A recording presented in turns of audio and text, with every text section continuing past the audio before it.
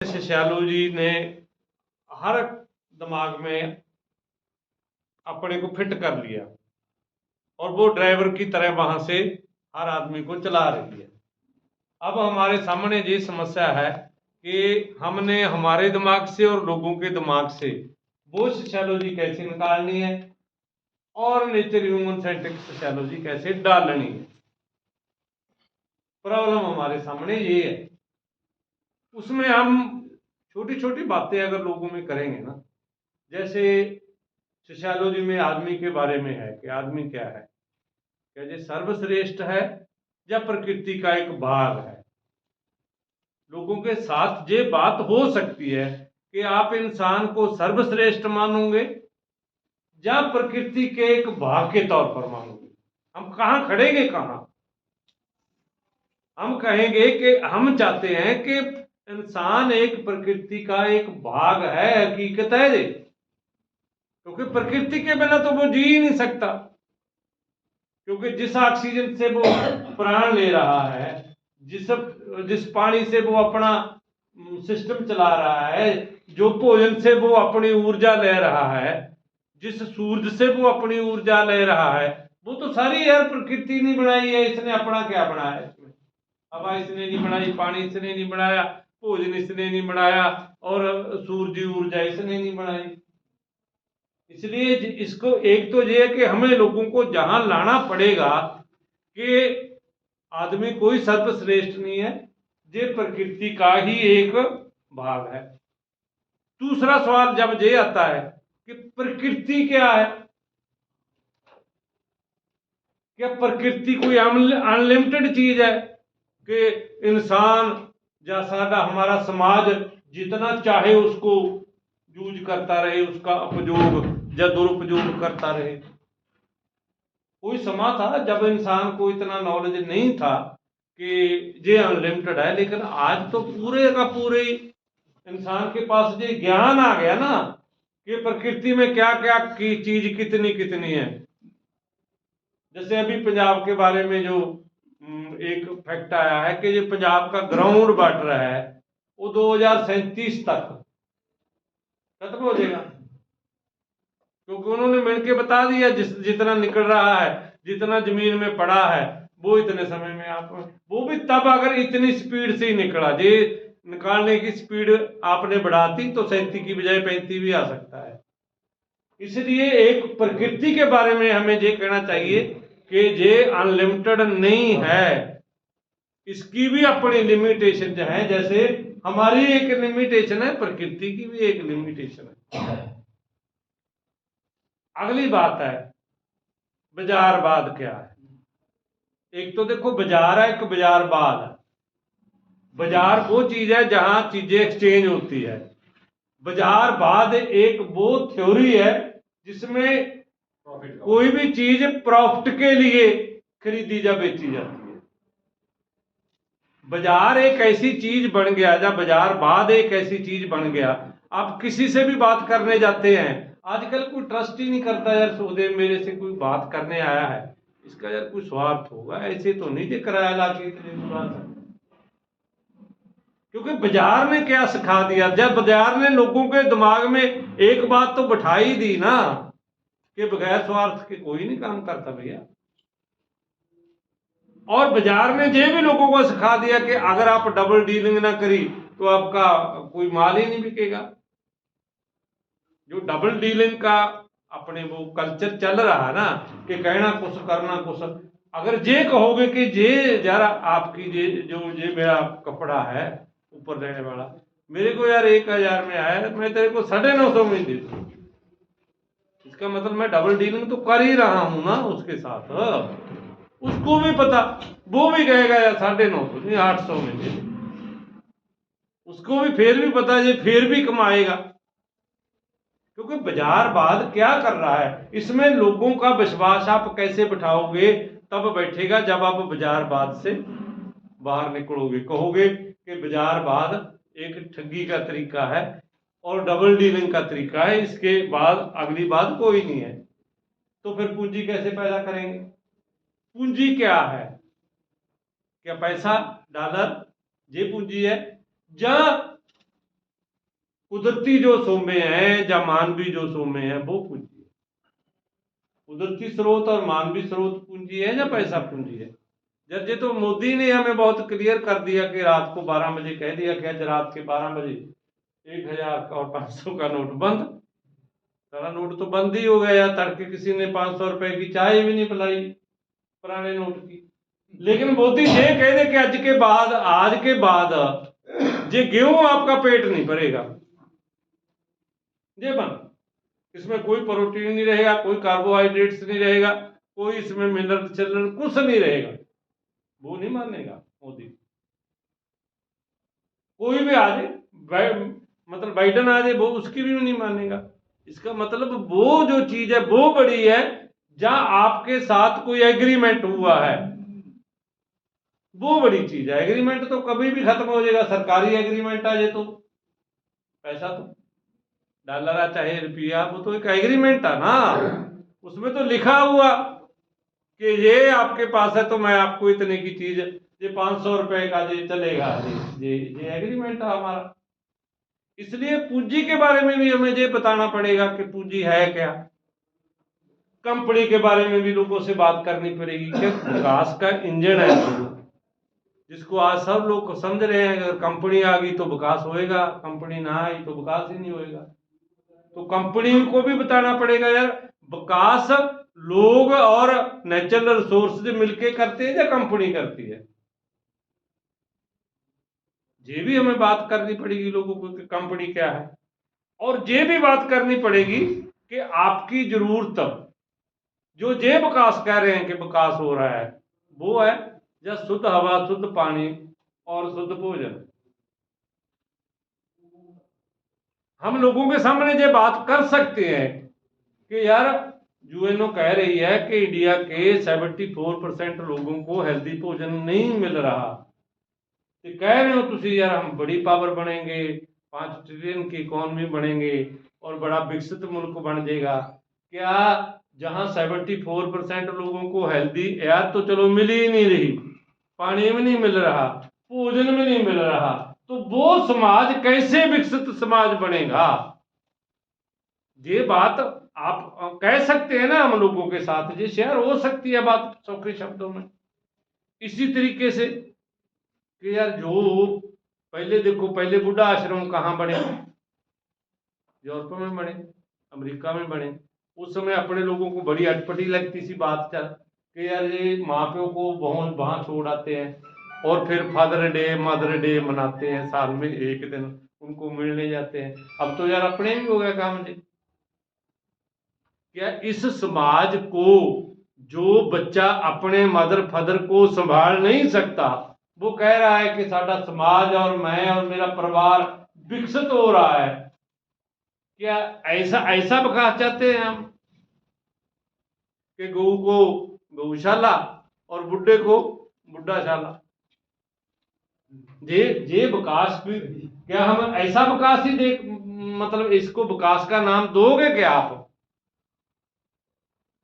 इसी तरीके से क्या माइट के जरिए, पावर के जरिए मसला हल होना चाहिए या गलबात के जरिए, शांति के जरिए, प्रेम के जरिए? आप बताओ, लोगों को पूछो कि कहां खड़ोगे। क्या मतलब पावर के साथ खड़ोगे, जैसे अभी बनाराम जी कह रहे कि लोग तो सत्ताधारियों के पास साथ खड़ते हैं। क्या पावर के साथ खड़ोगे, फौज के साथ खड़ोगे, या मसले को हल करने के लिए गलबात के साथ खड़ोगे? और अब तक का जो तजर्बा है हमारा, हमारे घर में एक बच्चा रूठ जाए, हमारी कोई बॉडी रूठ के चली जाए, क्या फिर उसको पीट के लाते हैं उसके मैके से? बच्चे को पीट के हम ना रख सकते हैं क्या? रख सकते हैं क्या? बात होती है, पंचायत होती है, उसके बाद उसकी बात सुनी जाती है और जो उसकी शंका शिकवा, जो उसकी प्रॉब्लम होती है, अगर उसको दूर कर लेते हैं तो परिवार यूनाइट हो जाता है। अगर वो नहीं दूर होती तो परिवार टूट जाता है।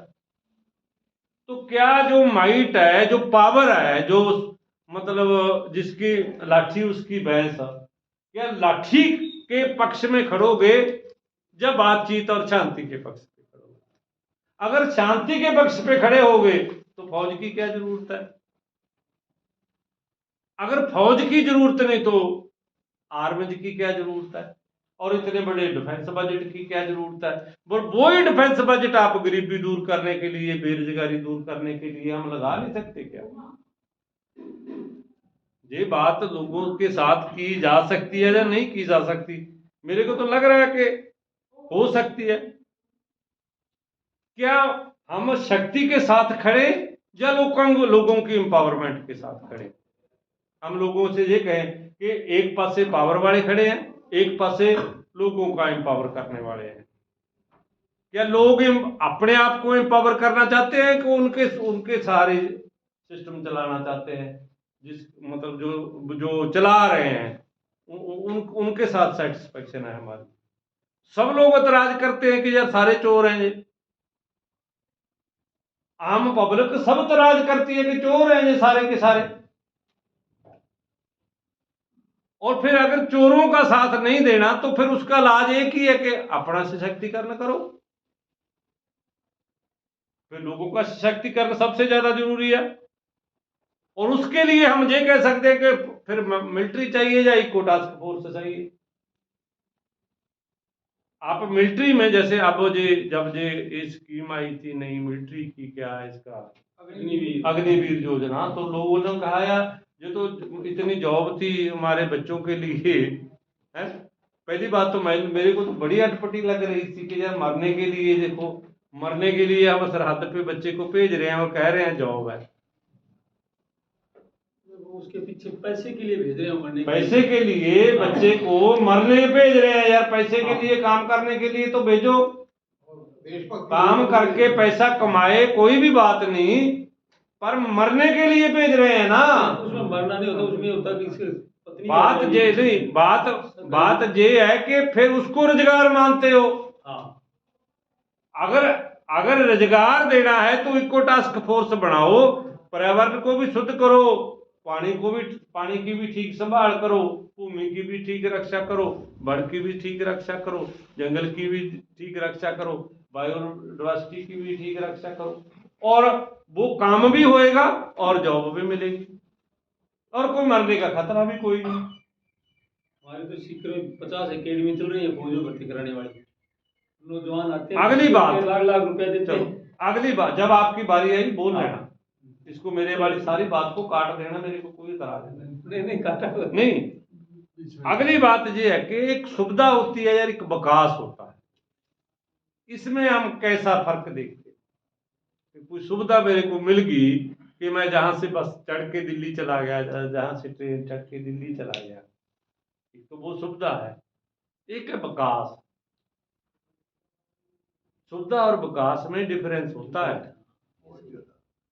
सुविधा जो मिलती है, ये जैसे जैसे पूरे का पूरा मानवीय भाईचारा नेचर के साथ, कुदरत के साथ इंटरेक्शन करके उसका ज्ञान हासिल करके करता है, वो सुविधा है।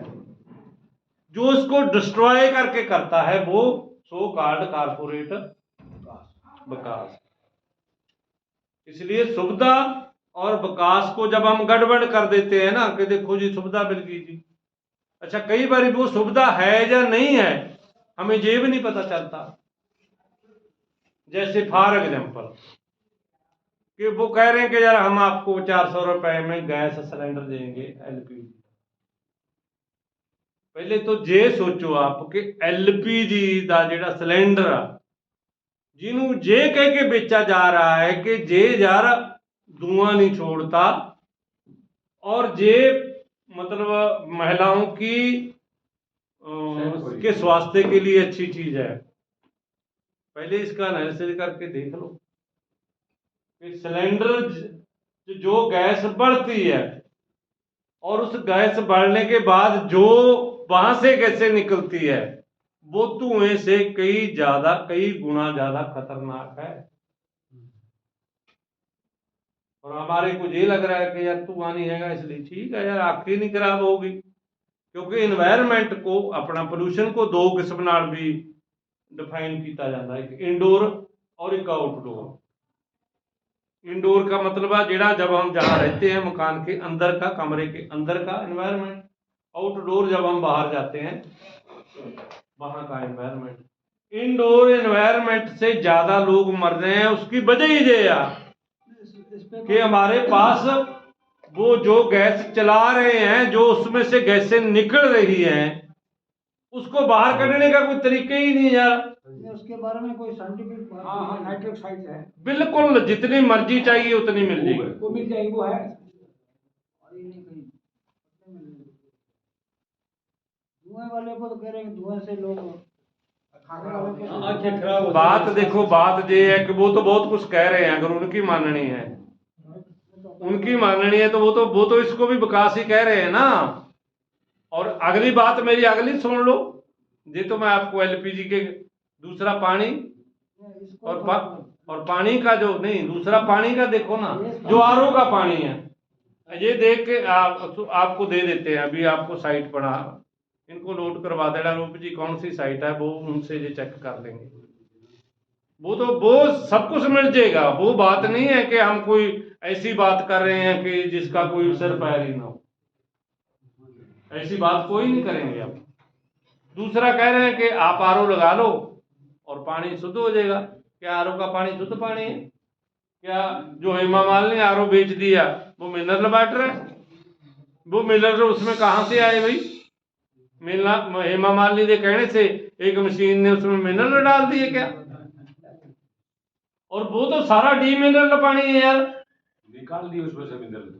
वो तो जो भी मिनरल उसमें चंगा जा माड़ा, मैं नहीं कहता भी सारे मिनरल मतलब एक टाइप की निकालती है, अच्छा भी निकाल देती है मशीन, बुरा भी निकाल देती है, वो डी मिनरल हो जाता है पानी, और उसको लोग शुद्ध पानी कह के पी रहे हैं। और है तो ये भोजन है इनका, ये कह रहे हैं सबसे स्वस्थ भोजन है ये। अब आप जितना भी इनके होटलों में खा के देखो, जो वो कह रहे हैं कि बिल्कुल 5 स्टार और 4 स्टार और मतलब होटलों का भोजन सबसे शुद्ध, पर है वो शुद्ध? उनका जो गेहूं है, उनका जो सब्जी है, उनका जो दाल है, उनका जो तेल घी है, वो क्या शुद्ध है? इसलिए हमें ये विकास के बारे में भी हमें ये जो सुविधा कह रहे हैं ना कि हमें 5 किलो अनाज दे रहे हैं, वो देखो जी कितनी बड़ी सुविधा है। वो देखो तो सही उसमें पॉइजन कितना है, वो बीमार करेगा और उसी से कुपोषण आएगा, उसी से अस्पताल जाना पड़ेगा और उसी से फिर विकास होएगा। इसलिए ये जो बातें हैं ना कुछ,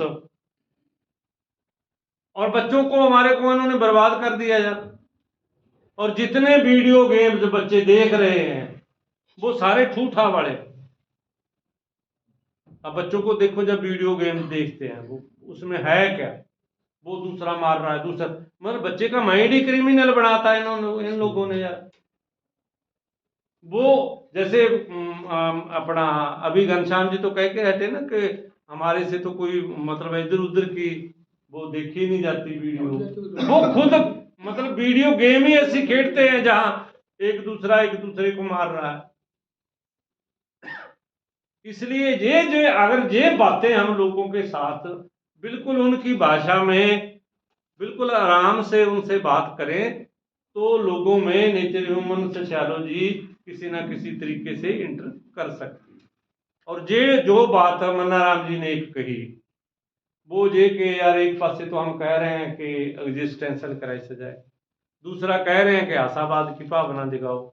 एक दूसरे दोनों 180 डिग्री वाले सिरम को हम जोड़ेंगे कैसे? अब जोड़ेंगे इस तरीके से मन्नाराम जी कि अगर हमने कुछ ना किया तो एग्जिस्टेंशियल क्राइसिस है, अगर हमने कोई एफर्ट्स किए उस एग्जिस्टेंशियल क्राइसिस से बाहर निकलने के लिए तो हम बच सकते। आशावाद क्या है? जहां कोई मतलब कोई धमाका हो जाए, हम यहीं बैठे रहे सारे, कोई एफर्ट ना करें, सारे मरेंगे और क्या होगा। अगर हम कोई ये शीशा तोड़े, कोई वो शीशा तोड़े, कोई ये दीवार फांदे, कुछ ना कुछ तो फिर अगर ये ट्राई करेंगे बाहर ही निकल सकते हैं ना। अब जो एग्जिस्टेंशियल क्राइसिस है, अगर इसको विकास समझ के ऐसे तरीके से आंखें फाड़ के देखते रहे तो एग्जिस्टेंशियल क्राइसिस वाकई है। अगर एग्जिस्टेंशियल क्राइसिस को हम कहेंगे कि अगर हम ट्राई लगाएं, जैसे मतलब आदमी मरने वाला होता है यार, फिर भी अस्पताल क्यों लेकर जाते हैं? क्यों नहीं कहते भी यार अब बूढ़ा तो हो गया, अब तो ये मरना तो है ही, इसने चले जाने दो, क्यों कार चले जाओगे वहां ये वो करोगे, मतलब अस्पताल ले जाते फिरांगे, इतने पैसे लगाएंगे, बुढ़े पे क्या लगाना है, छोड़ो परे। जब कोई भी बुढ़ा या नौजवान भी अब लगता तो है नहीं यार, अटैक तो आ गया, मतलब अटैक आए हुए आदमी को भी हम हॉस्पिटलाइज करने की ट्राई कर रहे हैं या नहीं करते, तो फिर हम ऐसे एग्जिस्टेंशियल यार अपना रूप जी ये बाद में दे देना आ काम आपने कहा बता देना, मैंने कहा नहीं, मैंने साइट बताने को कहा ना कि ये कि आप इनको निकाल निकाल देने लगे आप तो यार। हाँ, बाद में निकाल के दे देना, और सबको दे देंगे उसको, कला इनको क्या, वो सबको ही दे देंगे, कोई बात। मतलब कहने का मेरा मतलब ये है कि ये जो मतलब दोनों सिरे है ना, एग्जिस्टेंशियल क्राइसिस को आशावाद के साथ कैसे जोड़ना है, कि अगर हम ट्राई आज भी करें तो हम इस एग्जिस्टेंशियल क्राइसिस से बाहर निकल सकते हैं। उसके लिए लोगों का जागृत होना, जथेबंद होना, ये सब जरूरी है। ये तो है आशावाद वाला। और इसी तरीके से कि खास करके जी हमारी भावी पीढ़ी है, क्योंकि आम लोग कह रहे हैं कि यार मेरा तो गया काम वो अपने बच्चों के लिए ही बनाता है। सब लोगों को ये कहो कि बच्चों के लिए कुछ छोड़ के जाना है, तो क्या आप कुछ छोड़ के जाना चाहते हो या नहीं छोड़ के जाना चाहते? बड़े बूढ़े लोगों में ये बात हो सकती है कि अगर छोड़ के जाना चाहते हो तो करो ना, कुछ करना, हम उनसे कुछ ज्यादा कोई फिजिकल काम नहीं कराना, कि गलत की सपोर्ट छोड़ दो, बस ठीक के फेवर में आ। कराना क्या है किसी बुढ़े से, किसी बुढ़ी से कोई मार्च नहीं कराना, कोई जिंदाबाद नहीं कराना, ओके गलत की सपोर्ट नहीं करनी, और सही के फेवर में खड़ना है, सही के हक में, सही पाले में खड़ना है, बस। इससे कोई बड़ा काम हम क्या करवाना है उनसे, कुछ नहीं करवाना। और जैसे पहले भी बात आई थी, जब तक अपनी वोट उनको ये डर नहीं लगने लग जाएगा कि यार वोट तो उधरले पासे जाएगी, तब तक वो भी नहीं बदलेंगे। इसलिए लोग उनको वोट ही डालना बंद कर दें यार, यही बहुत बड़ा काम है, ये कोई छोटा काम नहीं है कि हम जो गलत करता है या ये जो विकास वाला ये वो जितना भी ये काम हो रहा है गलत हमारे समाज में, उसके फेवर में नहीं हम जाएंगे, हम उसको वोट तक भी नहीं देंगे। और नौजवानों को कहा जा सकता है कि यार हमने तो बहुत सारा जी लिया, बहुत सारा कुछ देख लिया यार, आपका तो अभी स्टार्टिंग काम ही है, आप करो ना, आप इनिशिएटिव लो, आपका ये ड्यूटी बनती है कि आप इससे इनिशिएटिव लो। और ये बातें हम नौजवानों के साथ भी शेयर कर सकते हैं। और तीसरी बात जो इसमें लास्ट में है वो ये है कि अगर पर्यावरण को बचाना है, अगर ह्यूमन हेल्थ को बचाना है, तो नेचुरल एग्रीकल्चर की जरूरत है, प्राकृतिक खेती की जरूरत। अगर पर्यावरण बचेगा और हमारा स्वास्थ्य ठीक रहेगा, तो कारपोरेट को बहुत बड़ा नुकसान होने वाला, क्योंकि स्वस्थ आदमी जीडीपी नहीं बढ़ाता, क्योंकि वो गोली टिक्की नहीं खाता यार, वो हॉस्पिटलाइज ही नहीं जाता, वो कंपनियों को पैसे ही नहीं बटाता, फिर वो जीते तो हमारे पैसे से ही है ना। इसलिए इसका जो सोल्यूशन है, एक सोल्यूशन ये भी है कि हम प्राकृतिक खेती की ओर जाएं। पहले तो उनका सारा फर्टिलाइजर बंद कर दे, खरीदे ही ना, तो फर्टिलाइजर कंपनियां खत्म, फिर उनका सारा इंसेक्टिसाइड, बीडीसाइड, पेस्टिसाइड वो बंद कर दें, वो कंपनियां भी बंद। और अगर हम ये करके नेचुरल एग्रीकल्चर पर आ जाएं, तो बहुत सारी पोल्यूशन जो फर्टिलाइजर वाली कंपनियां करती हैं, जो पेस्टिसाइड वाली, इंसेक्टिसाइड, बीडीसाइड वाली कंपनियां करती हैं, वो ऑटोमेटिकली बंद हो गया।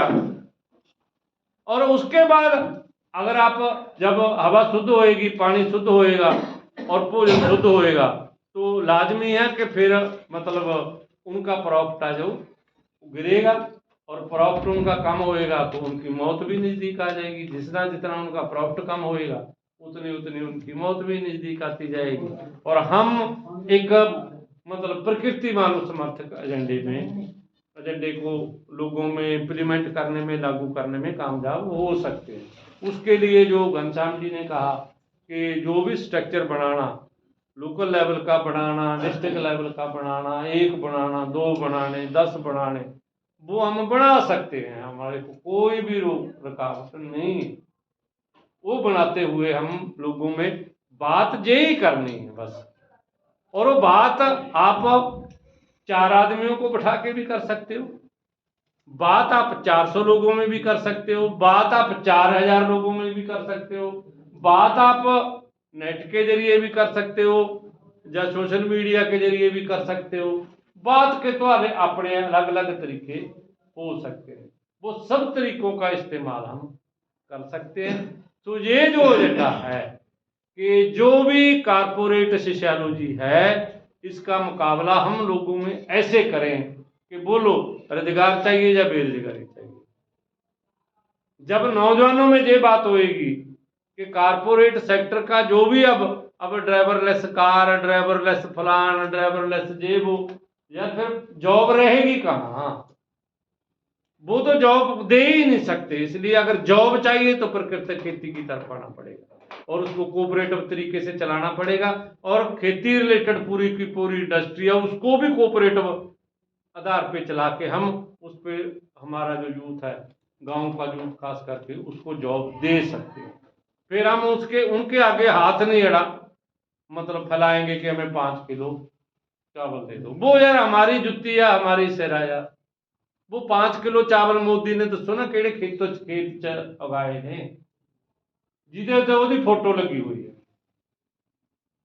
अब फोटो तो मोदी की है, पर मोदी को पूछने वाला तो कोई हो ना भी कि यार ये फोटो तो लगा रखी है, तो उगाया कहाँ है वो तो बता ना।